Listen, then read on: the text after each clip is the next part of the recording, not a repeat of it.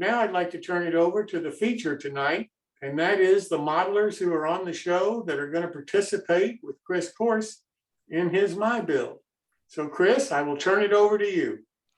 Thanks, Jim. Looks like we have roughly just under a quarter of the people participating are actually on the show here. That's great. Yep. So let's see here. Let me go to sharing.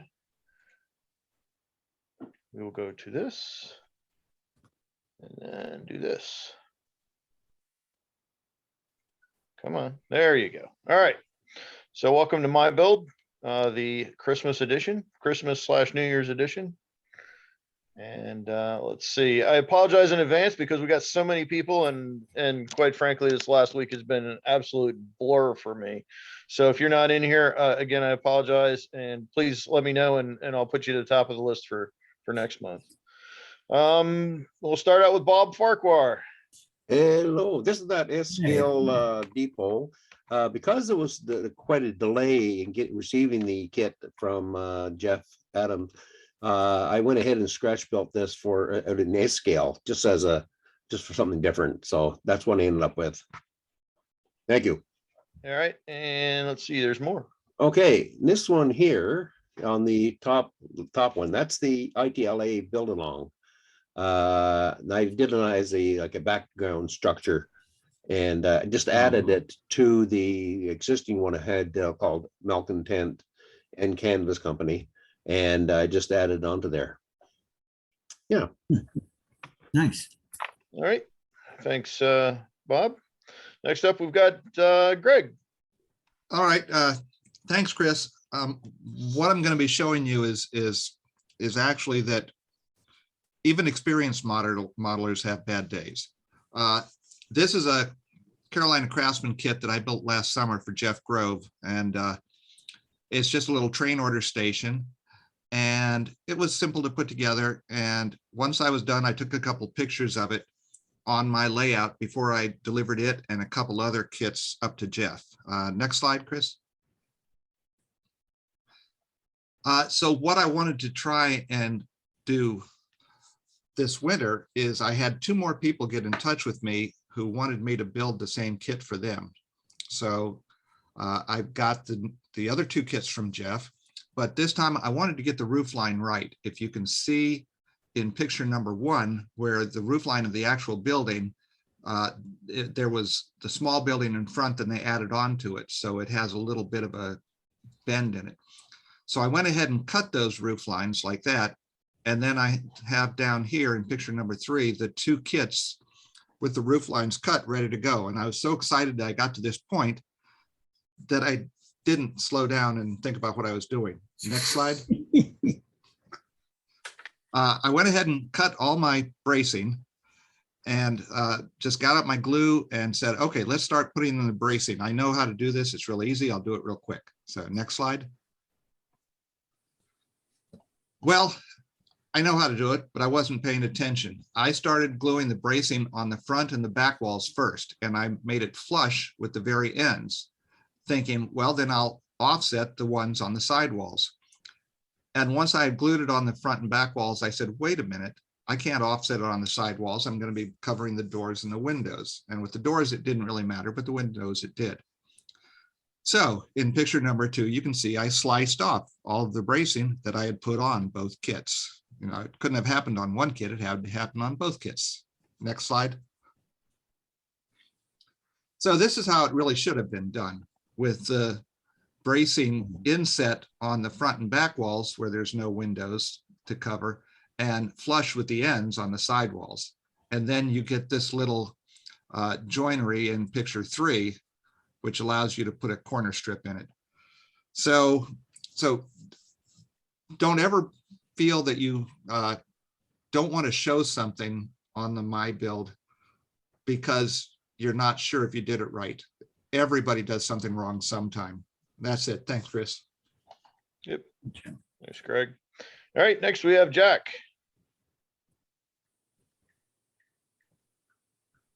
You still up, Jack? Mute. Okay, There we I'm are. muted. Thank you very much, Chris and Jim. I did the ITLA build, and I made it a little bit different. The first slide, if you want to, well, you've already got the first slide up. These are photographs that came with the kit. Those are the manufacturer's photographs. And next slide, please. They suggest basically two configurations. The top left is just a 3-inch square, and the bottom photograph is similar to what Bob had put up a few minutes ago, just a background flat. I did something a little bit different. I took the square and pulled the back wall out and flipped it over. So I ended up with a wing that's going to be a recessed gravel driveway into a loading dock. Okay, next, please. Yep, sorry. That's all right. The paint that I like to use on the concrete is it's a chalk type finish. So anything that's concrete, I use one of the chalks. The concrete blocks are stains. I use the sponge technique on the bricks. The building is well engineered. Those windows and the trim on top and the bottom, they just snap right in. They just pop right in. They're I think what they referred to that as, I think, friction fit. You don't even need any glue. My windows, I painted some paper for the window shades. Generally, I just paint over the acetate, but I did some paper there and just taped it on the back. Not with the kit. I added a couple of different details. I put a roof over the front entry, added a mailbox. The railings that came with the kit in the instructions suggest you put the railings on the outside of the stoop. And I thought they belonged on top. So I trimmed off the railings and set them on top, added the mailbox. The mailbox probably doesn't belong with that type of a business, but I stuck it on there anyway. The coal chute is the black item that is obviously going to be close to the street. The sprinkler, fire sprinkler connection, I added a couple of pieces of styrene rod to make it more of a 3D look. Okay, next slide. This is a side entry. I added some non-operating tinting lights over the door, electric meter. And there's a panel that goes across the top, masonry trim that I did not bother to put on. I didn't have it on the front because I had the word produced signage instead. So I just was consistent here and didn't put it on the side. Okay, next, please. Hello. This is the loading dock that I put in. Hello. The ladder should be a little bit lower. Somebody climbing into the loading dock is going to have a big first step, so that you can see my cursor. I should have lowered this a bit here.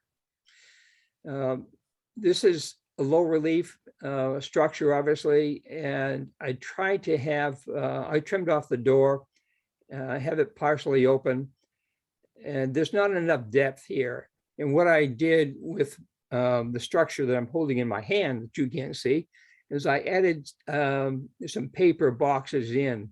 It gives it a much better look with the open door. And I added, as you can see, some debris and fencing around my diorama. Next slide, please. I raised the platform a little bit. I intend on my layout to have this truck as a loading dock. I needed to bring this flatbed up to the height of the loading dock. So you can see here, I just add a little, I think it's about an 1/8 inch piece of balsa. Next, please. And that's the sort of the 3/4 view of the finished module. Next. Roof, I thought that the size of the kit, basically a 3x3 square, had some fantastic details, but they were oversized for the purpose that I was making this this little business. So I used some of my own castings, chimney casting and roof access. Those are white metal castings that I painted up. And you can see where I, just painted the roof. I added a soil pipe, just a K&S pipe, and just crumbled up some dried up leaves from the backyard to put some debris up on the top. And that's my roof. Next slide, please. The backside, I put some floors in, and I intend at some point when I can figure out what I'm going to do with this kit, probably light it and maybe put a figure or two inside. So I left the back open. Next, please. That's it. There you go. All right. Thank And you you. wanted me to throw these on there, so I did. Yep. And Chris has this tiny, really tiny, it's probably an inch square or an inch and a half square in terms of a footprint. It's the Dardanelle shanty. I didn't quite know what to do with it. It didn't look like, I modeled B&M and it didn't quite look like a prototype B&M, so I didn't want to make a shanty out of it. What I ended up doing was, I thought of there's a CSX or a Southern Railroad telephone shed that is about 10 miles away from me. Aside from the angle of the roof, it pretty much looks like the building that I ended up modeling. I just weathered it heavily and put a light over the front door. My trim is a little bit different from the kit, but that's basically what I ended up with. And I put it on my layout as temporarily as a shed in my local playground and park on my B&M layout. So there you go. I just want to give Connor Wingo Models a little plug. Thank you, Yeah, Chris. you've got, I think, one more slide on here. There it is. Oh, there you go. Yeah. Yeah, this is actually a kit that I make up with basically with scrap pieces of sheet wood, and I give them out as thank yous to our good customers, Yeah. our best customers, and And you can so put- yeah, it's a neat little kit. In fact, I've done some experiments with it too. Like I tried some different things with the roof. I've done some things with adding decorations to it and all that. So Mhm. it's something. It's a kit that I use to play with, really, Yeah. and to thank people for Shopping on your website. ordering from Kano and Go. Yeah. So. Alrighty, next Thanks, up Chris. we have Jeff Jordan. I saw this picture on the right and it just was like, oh my gosh, this is a heck of a job here. Jeff, you're up. Hi, Chris. Thanks very much. This is the Wiseman plow flanger kit, and it's a beautiful kit. The laser cut wood, which I understand comes from Bill Banta, Wiseman box full of tons of fine metal castings, really assembles into an impressive finished model. But it's also a challenge because the instructions end with the body, and then they say, add all the details in accordance with the drawing.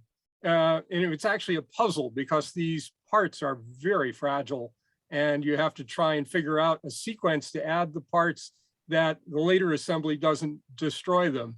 The steps, as you can see, are very fine.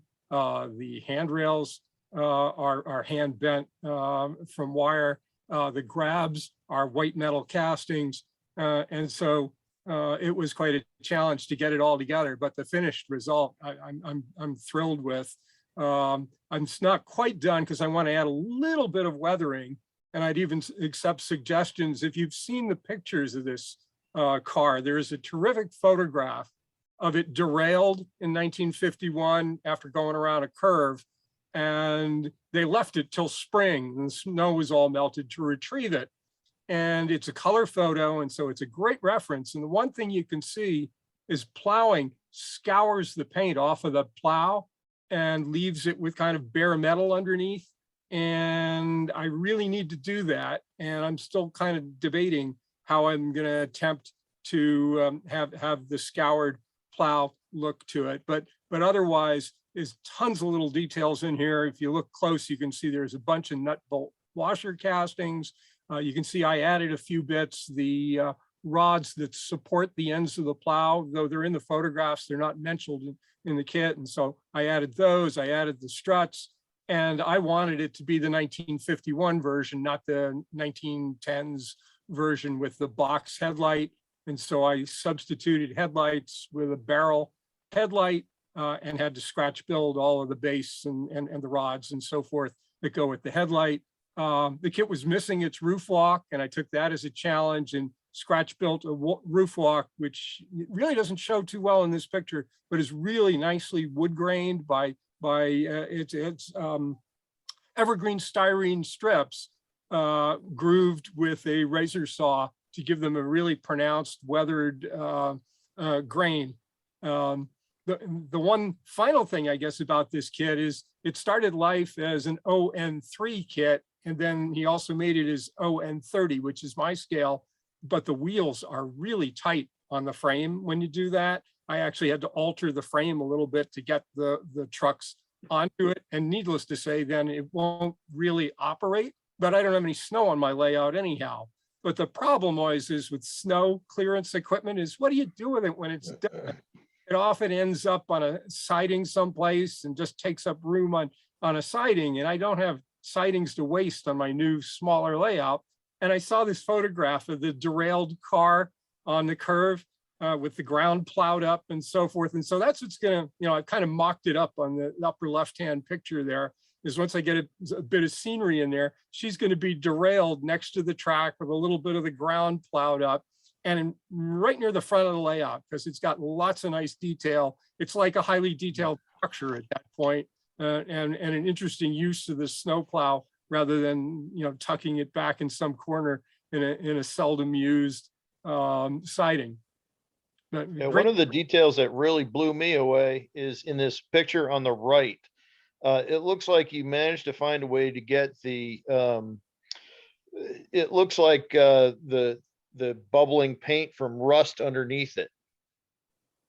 That is attributable to the really fine resin casting. The resin casting for the plow is just one big resin casting. Very clean, took very little cleanup, and then I fiddled with the painting a bit, but it's partially the texture that's right in the resin is showing through there, and it's great because it doesn't look just flat and slick. It looks textured. Yeah, there's one more slide here for you. It's probably the back. The sides. Yeah. There's the left-hand side there, of course, you can see that it's a little crowded to get the lettering all in, but that didn't bother me. Oh, the other thing I added is if you look at the late photos of the car, the back window has got those slats covering the window, I assume because they got tired of the glass getting broken from the work. So I added those as well. And just barely showing, and after all the work I put into it, these photos don't show it. The cut lever on the back is hand bent from a brass rod, and I had to make more than one before I was happy with the finished product. But now that cut lever has got the handles on both ends and goes all the way across the back and over the coupler, and so really adds a lot of detail to the back side of the car. Also, you can see underneath the plow there, those wide supporting slats really weren't provided in the kit. There were some miscellaneous parts which I reused and added nut bolt washer castings because those are very prominent in the photograph of the original supporting the plow.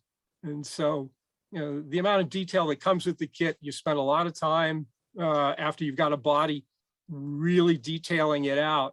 And it really shows. It really shows off all the little bitty details, the re-railers on the side there, the pockets down the side of the frame. There are actually even more details in the box than I used because he provides rivets or flat pieces with rivets to go on the ends of the handrails. But unlike many cars where that would go on the outside of the handrail, on this car, if you study the pictures, they're actually on the inside of the handrail underneath. And I just drew the line there. I said they're going to be underneath the handrail is just not worth the struggle to get this infinitesimal point under the handrail. And so I've got those in my scrap box for a project where I need them on the ends of the handrails. But notice the really nice grabs down the left-hand side. Those are the kit's white metal grabs. They've got nut bolt details cast into them. The trucks also come with the kit, really nice detailed out. There's awful lot in that box because it's not a cheap kit, but if you measure it on hours of enjoyment, it was a bargain. It took me quite a while to put it together, and I enjoyed every minute of it. Cool. Yeah, the results are fantastic. Thank you. All right. Next we have Kirk Butcher. Did I pronounce that correctly, or did I? I'm not going to say it. Hello? Kirk, you're up. Okay. Yeah, these are some backdrop buildings that I scratch built, and I've got two different effects. The paint jobs are different. On the first one, the Riley's tractor, that was painted a gray paint with I used Floquil diluted to get the grout to show through. On this particular building, this building is only about a 1/4 inch thick, and it just lays flat against the backdrop. But what I was trying to do, I was the first time I used the True Color paints on the building on the right. I had a totally different effect using the same technique to grout it, and it was more of a chemical reaction rather than a paint job. As you can see, when I first put it on, it was actually starting to eat through the paint. The base coat was acrylic brown paint, and as soon as I put it on, it started to eat the paint a little bit. So what it was I diluted the paint with the thinner. It's about 5% flat cement, and then I used a brush, and as soon as I touched it, it was eating the paint. So I decided to just go up and down with it very slowly, and it gave me kind of a unique effect for the building. And I don't know, try something, you learn something new every time you try something, and that's what happened with this building here. But they're HO scale. It's an HO scale. Both of them are HO scale. Is there any more pictures of the building on the right? Yes, there are. I think it's one more slide. Oh, okay. Yep, there we go. Yeah, I cut the building. This picture isn't too good, but it's one of the flexibilities you have with scratch building is you can make a building to fit the area you're trying to fill, and this one fit real nicely against the backdrop. I've got I'm sorry, the picture that you had before. There's a this one right here. You could see the trailer sitting on an angle, which is a below ground loading dock, and you can't get that when you buy kits. They're all above ground. So scratch building gives you that flexibility to do that. I need a few more details, but on that particular building, but I thought it came out okay. So, All right. okay. All right, so we will move on. Rich Yeah. Wolfhanger, you up, Rich? Can you guys hear me? Yep. Oh, you had to put up this one first. Chris Blackmar's not on here tonight. The Railroad Line Forums always had a 3-month build of model in 3 months. Either take a kit off the shelf, scratch build your own. So I decided to scratch build this particular model. You guys will see this, and it looks like the Sierra West O'Neill's fabrication. But in actuality, this model was first introduced by Carl Cornish of Cedar Hill Designs. It was a few years later that Brett Gallant of Sierra West purchased Carl Cornish's designs, and I decided to scratch build this from pictures. Carl Cornish's model was called the CNS Supply, and this particular model was actually put together by Brett using Carl's design. So I didn't really copy Brett Gallant's design. This is still O'Neill's fabrication, but I scratch built this without a kit. So my buildings, including the tower, the main building with the metal roofing on it, may not be the same size as what was in the original kits. But going into this, I decided to dedicate my model to Chris Blackmar, and I called it Blackmar Oil Company. He had no idea that I put his name on it while I was building this on the forum. And when he did finally see it, he was honored. And one of the things he mentioned was the different coloration verifications that were in the rails, because those are hand laid rails that I put in there. And I just thoroughly enjoyed building this. There's a couple more pictures, right? Yep. That's really not a junkyard on the left. It's just the parts of old boilers that were laying out in the backyard there. And the picture on the right is oil dumping part. That roof that's metal on there, the corrugated roof, is totally removable. That whole piece is, so you can see the oil dump underneath. Can you move it back, that one picture to the back that was on first? The picture to the right shows a dumpster. And if you look closely, you can see it says O'Neill's Fabrication sign was in the dumpster. Well, I had the guy in the burn barrels burning up that sign. Because I put Chris's sign on the front of my building. And one evening I was still working. This is 2017 when I made this. I got a phone call on my car phone. It was Brett Gallant from Sierra West. He says, how the hell did you make that? I don't even have the kits ready to send out yet. And I told him I used his picture. He says, well, you're doing one hell of a good job. So I was happy with that. I didn't step on his toes really, but I did finish my model on it.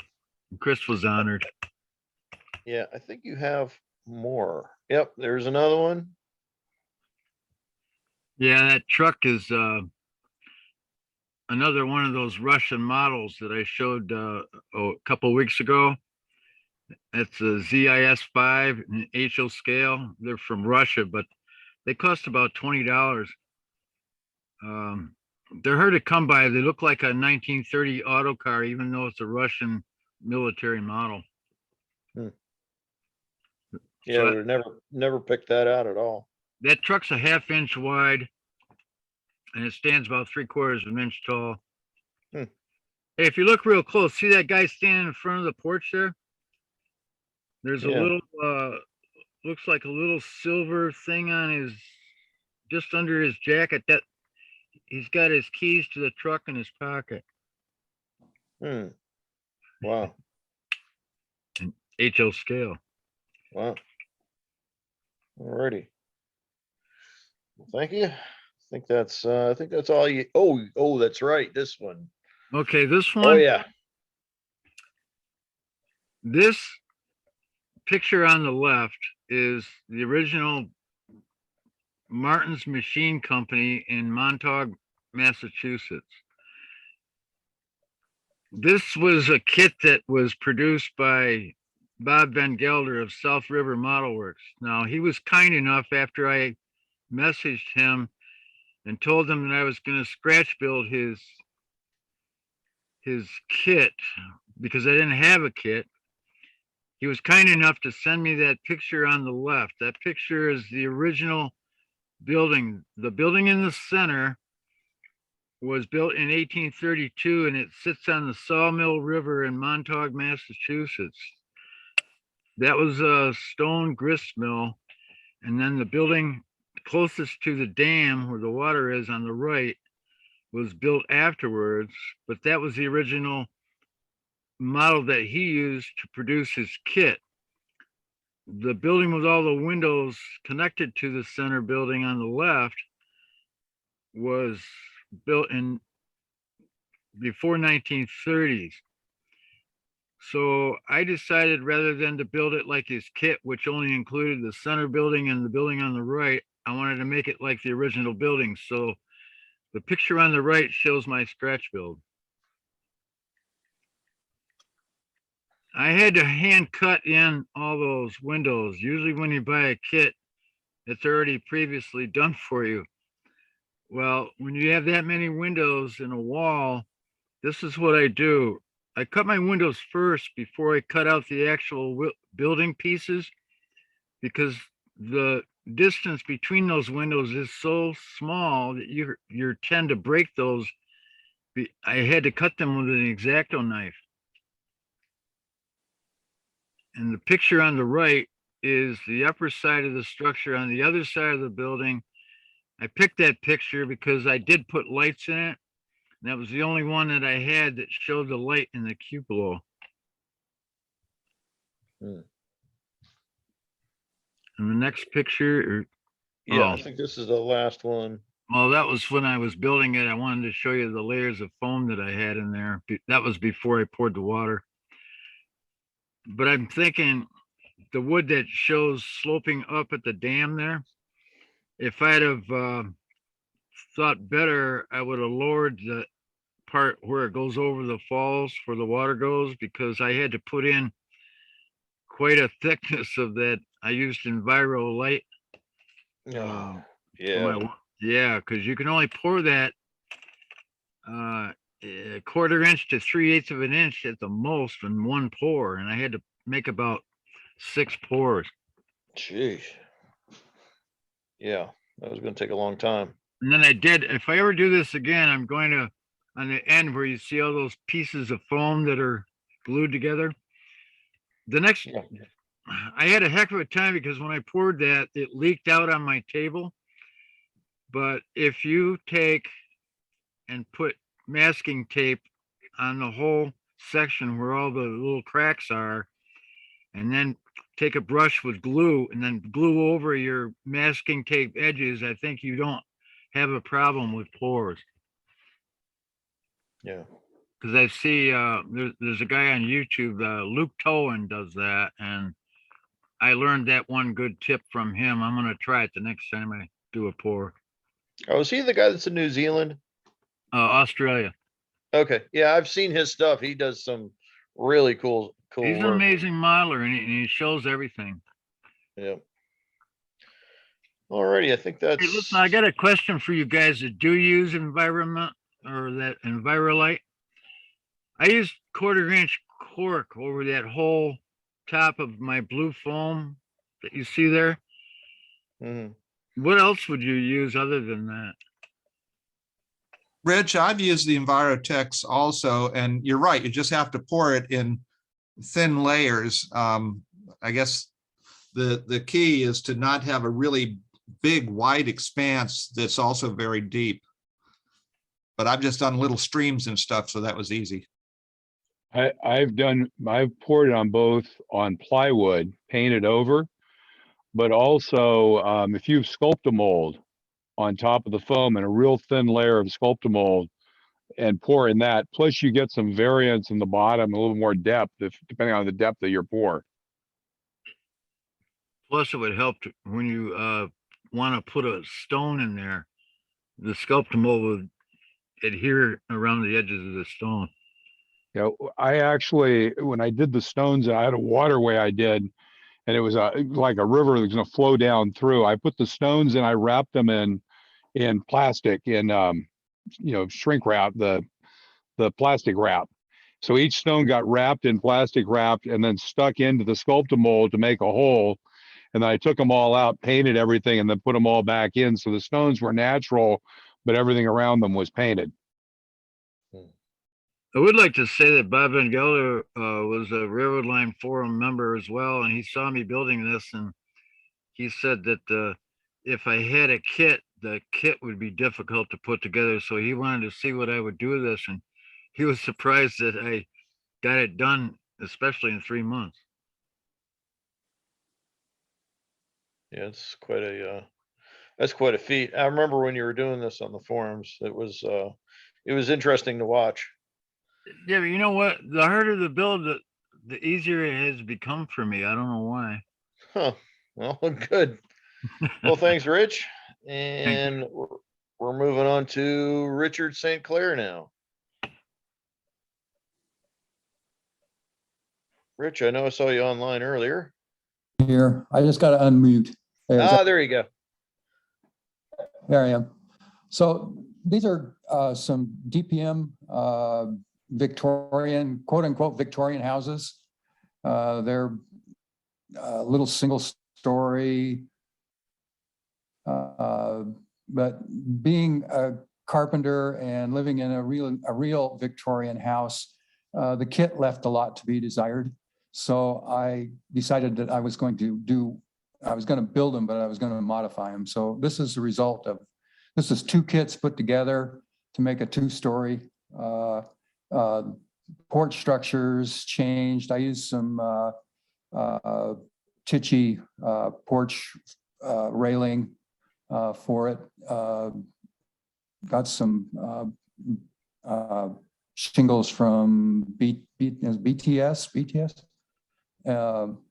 And they also supplied the cut shingles in the gable end, which was one of the big things I noticed about the original kit. The gable ends had these little teeny tiny shingles. It was a real cut shingle is 6 inches wide, and that's what these are, and they look really fantastic in there. And it's just paint. I painted the walls and then sprayed the walls and then painted and then went back and masked everything off and painted the all the windows and the doors. It was a fun build, and it came out really well. I like the way it looks, and the other thing that these kits do not have is they do not have an adequate foundation. So both of these builds that you see have a really nice stone foundation under them, and the porches have wood flooring. Steps I built up out of some plastic struck with some wood on top of them to fill them out. And one of the things I really miss doing Victorian structures is nobody seems to make any kind of Victorian crown molds, which you see a lot of in a Victorian house. I used some quarter round at the top of this one to kind of represent that, but and it looked okay. But I would really like to have some real moldings. I know at HO scale, it'd be really hard to see, but it would be a nice thing to have. So this is the 2-story, and then the other slides is a single story that I built, and it's this one.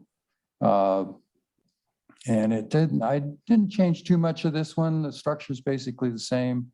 You can see the shingles in the gable end on both ends, on the ends of this roof. This roof had a porch that was just kind of a lean-to thing that just didn't make any sense to me. So I rebuilt the entire roof structure and rebuilt the front porch. The posts are the ones that came with the kit. The spandrel rails up at the top are some Tichy parts. Added some window curtains and built a kind of a lean-to cover over the back door and a back porch.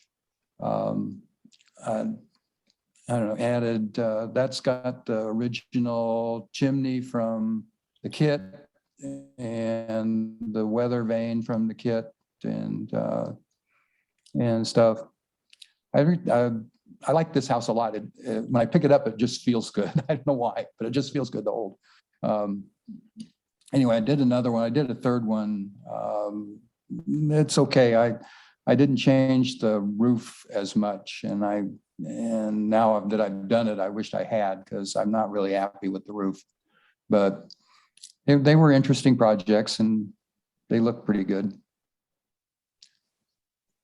What I noticed the weather vane that you just mentioned. What is there a shape to it, or what is it? What's the design of the weather vane? Oh, Just out of curiosity. it's an arrow. Oh, okay. Yeah, All right, so we are pretty much seeing it. Yeah, you kind of see it. Yeah, it's just an arrow. It wasn't Okay, fancy, but it came with a kit, so I used it. I cool. did a little modifying to get it to sit on. So they turned out really well. I think they look good, and someday I have a layout to put them on. I'll have some houses on it. I know, that's what I've been doing too, is I've been building them, and I've got boxes and boxes of things that I've built, but I don't have anywhere to put them permanently. Yeah. So I feel your pain there. Alrighty, well, thank you, Richard. And we will move on to Martin. Anyway, Sorry. projects.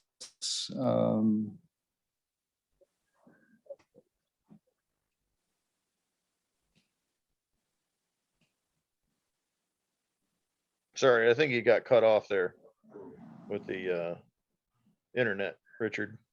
Oh, did I? Sorry. Let me mute myself again here.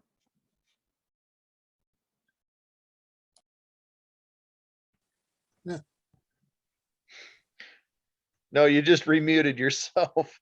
No, what I was saying was that you were in the middle of something, and I think the internet cutting in and out cut you off. Oh, I'm sorry. I didn't realize I was losing internet. Yeah, now it tells me my internet connection is unstable. Thanks. All right. Where did I get lost at? All right. Yeah, I thought we were kind of wrapping up and moving on, and you had like a closing statement. Yeah, no, I enjoyed putting them together. It was an interesting challenge to modify them, make them look like a real Victorian house. So Yeah, they look neat. Yeah, if when you build more, bring us more pictures. all right. I'd love to see them. All righty. Well, thank you, Richard. Okay. And now we'll move on to Martin. Okay, I must have made a wooden wall. No. This is not the Ambroid kit. This is the O-scale version of it that I scratch built, working from the Ambroid plans, because I decided I wanted one of these cars. No better reason than that. There's a lot of HO kits for cars that are out there, and they're simply not available in O-scale. So every now and then I'll pull out an old Ambroid or Silver Streak or whatever it is and say, let's go just scratch build the O-scale version of it so I can have one. So it's all a bunch of boards and sticks as a full underbody. The doors are actually pocket doors. They actually slide inside the wall. There's no interior. The decals are probably, they probably are as old as I am, if not older. And the light's bouncing off of them really nicely on the camera again. So they don't look that good, but they look a lot better in person than in a photograph, strangely enough. Is there more? Oh, yes. I just Oh, there's copied the your other whole side. slideshow on there. There's the other side of the car. Fancy that. Yeah, well, it's as reasonably close as I could make it to the old Ambroid kit. And it's kind of a funky, weird car, but I thought I'd have one. And of course, once finished, I have absolutely no use for it now because it's a 50-foot car and it's completely unsuitable for my layout. It won't go around the curves without looking totally silly. So once made, we'll be looking for a new home in a couple of months. What do we have next? I don't remember. Oh, there's the underbody. I have no memory of what's in my actual slides. It's kind of annoying. Yeah. So yeah, full underbody. One of the rare times I actually put an A/B system in and cutting slots and everything, putting the levers inside the center sill. Loads of fun threading all that plumbing around the corners and around and up and over and through and across the bridge and over to grandma's house and back. But it all linked up, and I can't say it works, but it looks okay. You know, it's not naked underneath. What do we have? Who's next? Oh yeah, this. I'm gonna come back to this car in well, I don't know how many months, and I'll go into it in detail. This is a all-nation Zimmer kit for a traction box trailer. It has a clerestory roof. It has rounded ends as opposed to square ends. It's got radial couplers, a rounded end. This is the outside door as opposed to the inside door version of the car. It came in all sorts of variations. And it's a fun kit to build. A bit challenging in a couple of places, going around the ends and corners. And of course, you have the lovely fun of shaping a clerestory roof, which I'll show you how I do that someday. Well, maybe not. I don't have video capabilities, but I can show you the equipment I use. Next slide is back up one. So there you can see the end, what I was talking about. It's a rounded end. It's not a flat end. So you actually get the joy of, well, the kit makes it easy, but if you're scratch building, it's a lot harder. But you have scribe siding that actually wraps around the end and has some clever little tricks for making the corners. So I'll come back to that in a couple of months, but it's a fun thing to build. I replaced that brake wheel and box, the original kit's quite crude, and the anti-climber I added. I just find it fascinating that they have, I had the grab irons going up onto the roof and everything, and I always thought that was just a wonderful idea of going up onto the roof underneath the wire and walking around up there. I thought that sounded like a lovely safety issue, but you know, that's why I don't have overhead wire yet strung. Next slide. Yeah. The Lauthers Perfect Pickles car in the back I built for myself 6 months ago because I wanted it parked in front of my Lauthers Perfect Pickles pickle plant. And somebody saw it and said, I want one of those, I want one of those, I want one of those. And eventually he wore me down and I said, okay, I'll make you one. It's my once a year moment of weakness, or I actually will build something for someone else now. But he wanted it with Panzer pickles on it, which is actually in Baltimore, or used to be in Baltimore. I don't know if it still is or not. That's what he wanted on it.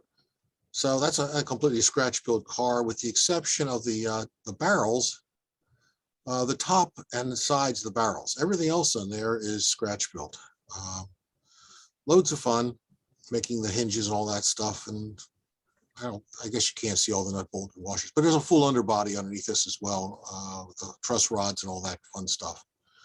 And he didn't want it with trucks or couplers, so what he got is what you see. Into the box, into the mail, gone. And I'm going to try and not build another one, if I can help it. You like the cigar box in the background, do you? Those are handy. For that one holds. That holds all that's in that are the screws that I use for mounting KD couplers into wooden cars, 0 by 3/8 inch wood screws. There's probably, I don't know, 200 or 300 in there. But they're all blackened and they're hard to find now. But when I see them cheap, I grab them and run laughing wildly into the distance because you just don't run down to Home Depot and buy 0 by 3/8 inch wood screws. Okay, who's next? What's next? Is there a next? Oh yeah. Well, I think earlier on we had John Wobble on from All Nation. This is actually an All Nation kit. Well, the flat car part, the decking, and the gondola side and ends are the All Nation parts. All the rest of it's mine. Well, okay, the wired, the drums, the cable drums, those are kits actually. A little modified here and there, but they're actually held in there in place with cable, oddly enough. But that's a 3D printed car.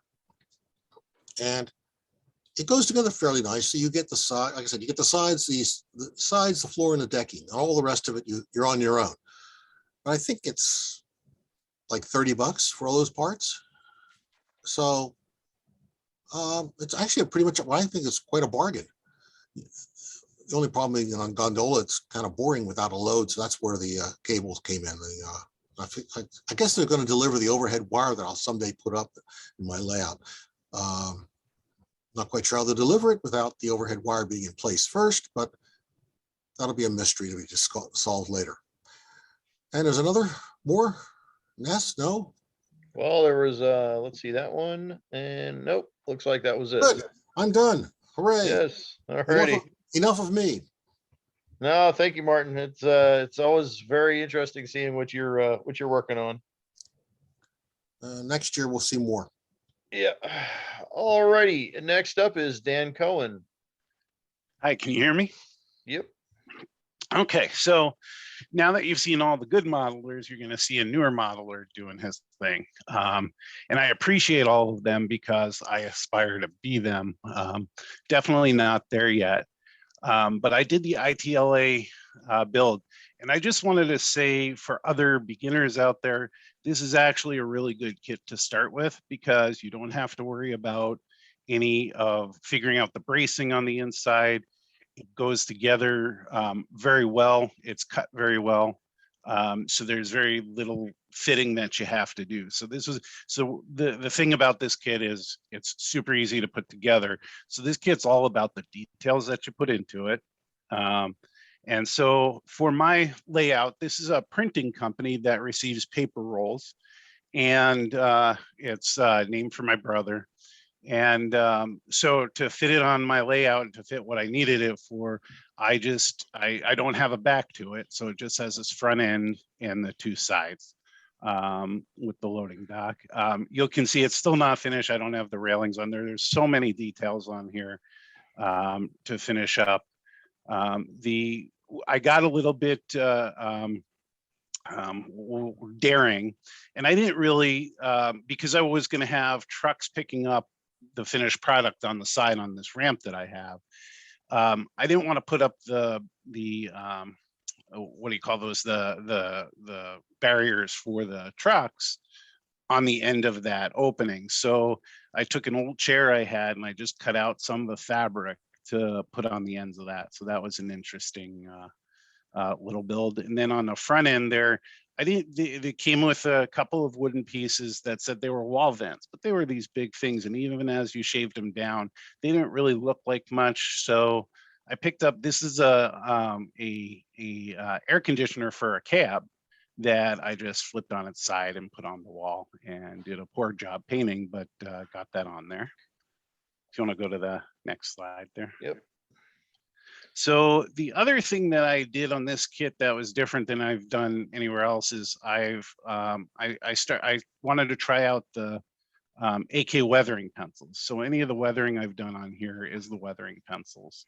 And they actually did come out well. I don't know if that picture justifies it, but I painted that vent on the end there an aluminum color spray paint, and then I used the weathering pencils on that.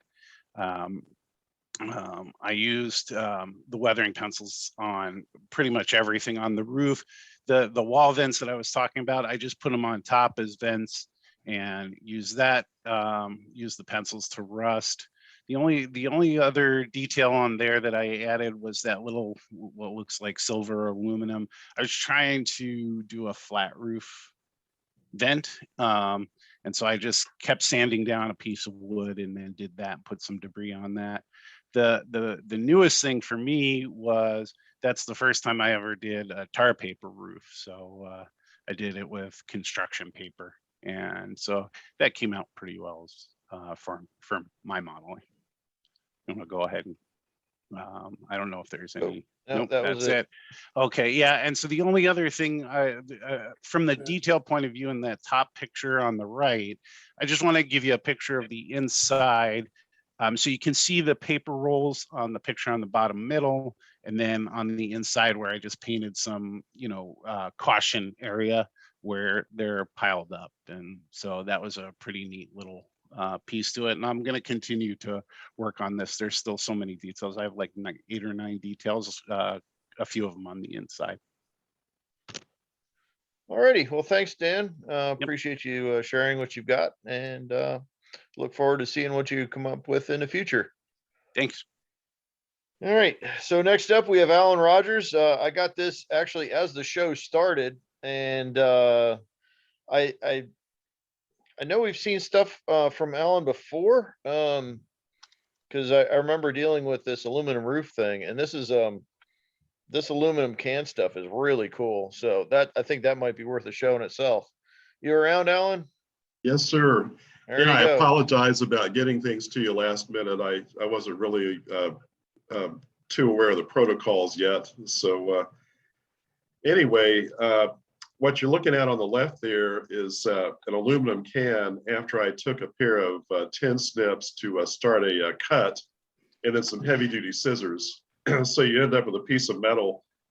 You take the top and bottom of the cans to the recycler. And I have to caution you that the first time you take a bag full of those, you're going to be looked at very quizzically. But anyway, over on the far right, you see a picture of a Fiskars crimper tool. And you can buy those at Michael's, or I think Hobby Lobby has their own version. I take the metal and I heat it up on a gas range. Actually outside, I've got a gas burner because they do get rather smoky when you heat them.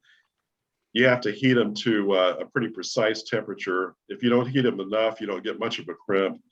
If you heat them too much, they're just going to liquefy on you.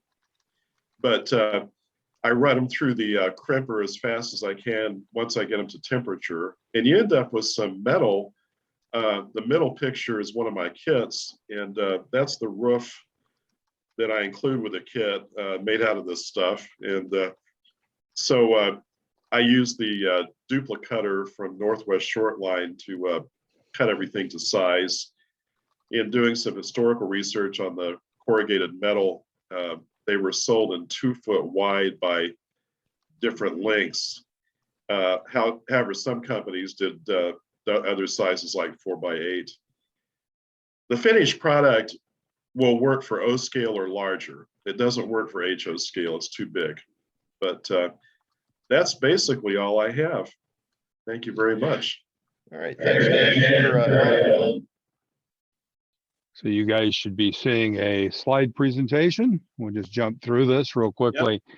So this is not so much of a build. This is actually taking the opportunity, and Jim and I talked about this, about trying to use my build a little bit more for a bit of a dialogue. And so I'm going to tell you a bit of a conundrum I'm facing, and it's probably still about 3 or 4 months away, but it's around a building on a module I'm building. So at the upper left, what you see is a module. This is 12 feet long by 2.4 wide. It's a model of Moss Landing in California. When I originally did this, one of the problems with taking these modules is when you put them in a trailer, they tend to bounce a lot. And it's really hard to have detailed buildings. So I thought, well, I'll make the buildings removable. And then once I decided to make them removable, the more I thought about it, I thought, well, gee, what if I could build them fairly strong? And I had this concept of building all the buildings as an 1/8-inch skin of essentially plexiglass or acrylic.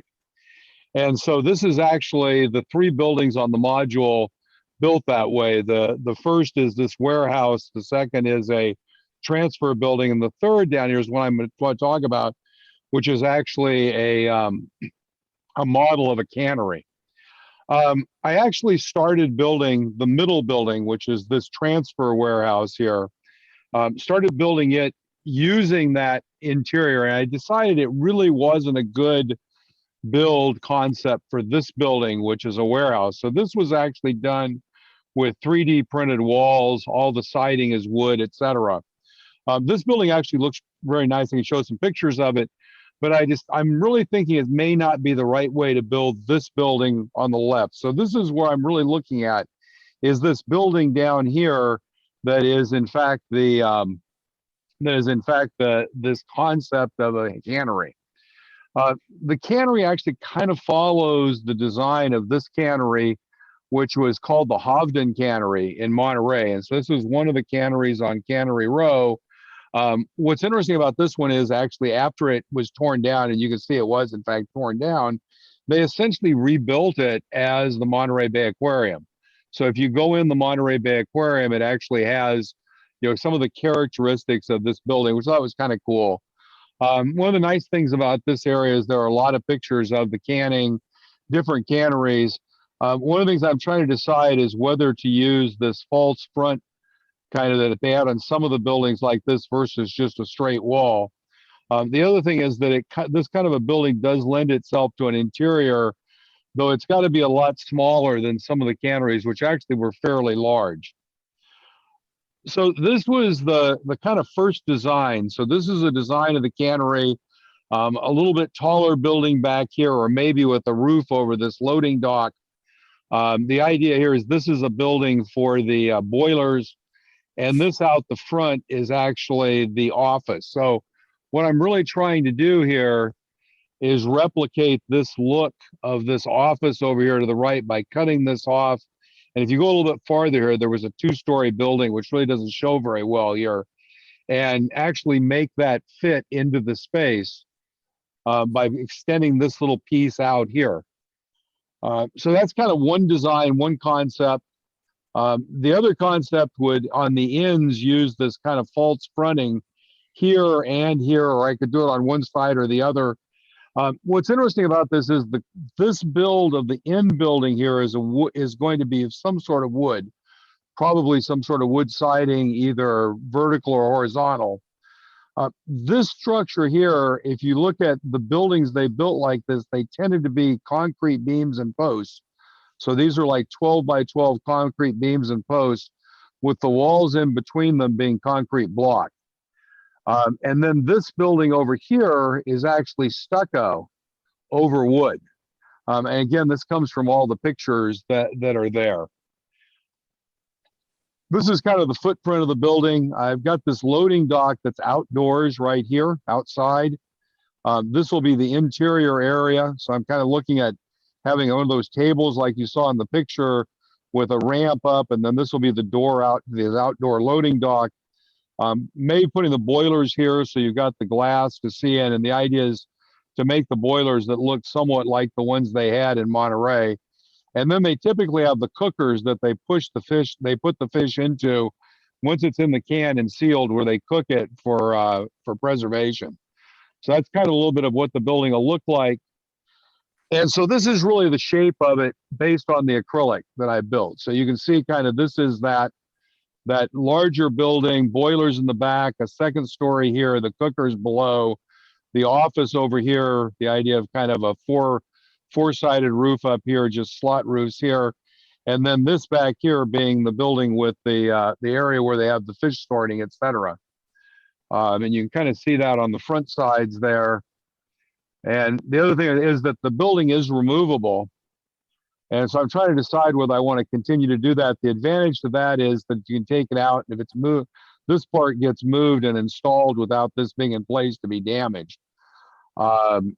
This is the backside. You can see that this little area here, which is the loading dock for the track, is actually on this piece of masonite that drops down into this holder. And so I'm going to raise that up to the level of this loading dock door to match the tracks. And then there's another industry behind this. This is a little fuel loading dock out here.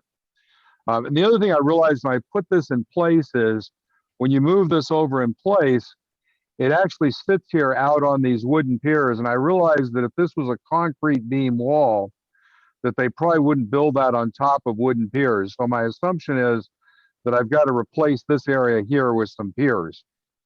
So anyway, so yeah, really, I just had some questions of, anybody got any suggestions or thoughts about what should I do for, the building itself? Is using the acrylic an interesting idea? Is it better to do it out of styrene? Just kind of any sort of thoughts there for that, how to make that look well. And then the canning room, I'm kind of thinking about doing that with this 3D wood framing, which you can see kind of down below. But I'm just, any suggestions or thoughts on how to build a building like that in a way that it is going to be solid enough that it can be moved? Bill, what are the measurements of the building again? It's about 20 inches long by about 8 inches wide. So yeah, if you go back here, this dimension here is probably about 22 inches total. Mm-hmm. And this is about 8, and this is probably about 10 here. Well, I'm just thinking the acrylic is probably going to be heavier than either styrene or wood. Yep. I'm not sure if that's too big to actually build it out of wood and have it stable enough you can carry it, but wood would be very light. Yep. Well, the 3D part of the thought process in the 3D walls is the 3D printed walls in this would be fairly light but solid for that end of the building. I'm trying to think about it. Does it make more sense to do it with, instead of trying to use the acrylic and work through with that, does it make more sense to do something like using 1/4 inch plastistruct and build the framework of the building and then put brick in between it and actually do it more like the regular wall? So. I've had a little bit of success working with acrylic and then using this double-sided transfer tape. I think it's Scotch 902 or something like that. It's extremely thin transfer tape, it's double-sided. And I have been able to attach both styrene sheet as well as brick paper to acrylic, because acrylic is a bear to try to glue to. Yeah. If you get something strong enough to acrylic, it'll dissolve any styrene or brick paper you try to do it. And wood sheathing does not tend to adhere very well either, because any kind of wood glue or yellow glue doesn't stick to the acrylic. But by using the transfer tape, it's a Scotch product, it tends to stick pretty well. And then you just spray paint your acrylic to cover up anything you want to do. If you're going to light the interior, you certainly want it opaque. But I have a good look at that. Also, in another lifetime, I actually worked in Moss Landing, and it's a lovely spot. And if you got to work somewhere away from home, that really isn't too bad. Thanks. Yeah, it's actually on that red building that has wood on both sides of the acrylic. Essentially, the acrylic becomes self-glazing. And what I did there was I used epoxy. I found you could put a real thin layer of epoxy on, and that held to both pretty effectively. So, would something like gator board be a better foundation than the acrylic? maybe, I don't know. It's pretty light. It's pretty lightweight though. Yeah. Well, gator board would be lightweight, but things would glue to gator board much better. Yeah. Exactly. And like you say, being lightweight, it would take, my concern with the acrylic is if you bump it, it shatters like glass. And since it's going to be on a module, you're going to be moving it around quite a bit. Gator board can take some, abuse without any major damage. This stuff's not very shattery. It's pretty solid. I mean, let me put it this way, if that thing hits you on the head, you'd have more problems than it would. I think it's pretty. Not if it hit this I mean, head. and by the way, that, that was probably, I've actually got the one that the one that I did of that warehouse, and it's a solid box. I mean, it's a really, I mean, the acrylic does, in a lot of ways, it's a pretty good module. And I don't know if you noticed that, I probably went through it really quickly here, but let me go to that last slide.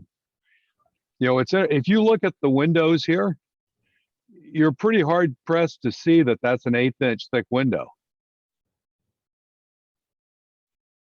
So it actually is interesting that even though it's thick, the acrylic, it's not really that obvious until you kind of look at the thickness of the wall at the doors. But that's what I'm thinking, that maybe the best way to do this is to just put it as an overlay on the acrylic, cut the acrylic back and just use that and do an overlay on top of it of the plastic and then the framing pieces, the posts and beams. Anyway, I just thought it was interesting. And if anybody thinks about anything later, bring it up next week or send me a text in the text.